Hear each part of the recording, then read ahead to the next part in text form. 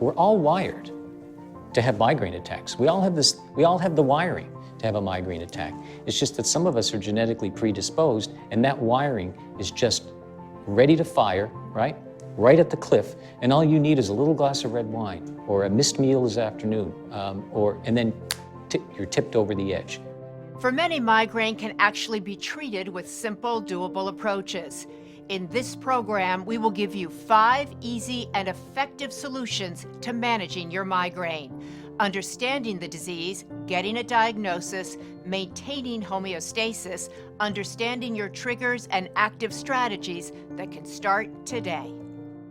A treatment approach that reduces the frequency of their attacks is really important. And that's not just drugs, but that's things like mindfulness-based stress reduction, biofeedback, relaxation therapy. So the things that you're going to respond to aren't necessarily the things that I'm going to respond to. That's the whole thing behind precision medicine and personalized medicine, coming up with a therapy that's relevant for you. This is a really exciting time in the migraine field, both for scientists and clinicians as well as for patients. So we've really come a long way over the last couple decades, and then with therapies even more so just recently. And so there are going to be a lot more options out there.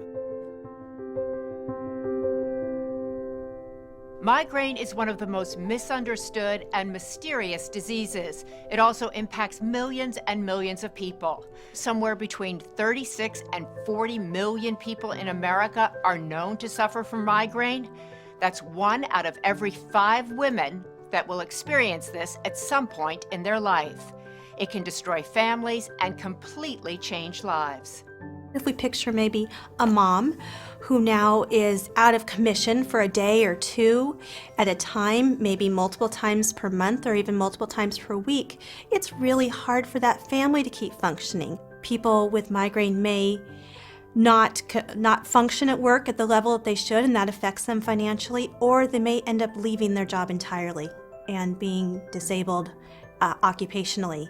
And that is obviously financially devastating to families, as well as it's emotionally devastating, because people may have a career that they had a lot of passion for, excitement for. They may have done something where they really spent a lot of their life training for it, going to school, educating themselves for that, and then to have to walk away from that is really heartbreaking. I basically had to give up my career after working so hard on it, all because I get migraines. And so that was very frustrating for me. It was very hard for me to relinquish all that I had accomplished. Migraine has been misunderstood for years. Many people probably think of headaches when they hear the word migraine, but migraine is not a headache. At research hospitals and universities around the world, like at the Mayo Clinic, scientists treat patients every day and also better understand this disease. Dr. David Dodick is the lead researcher at the Mayo Clinic, and his expertise has helped thousands of people who were suffering from migraine.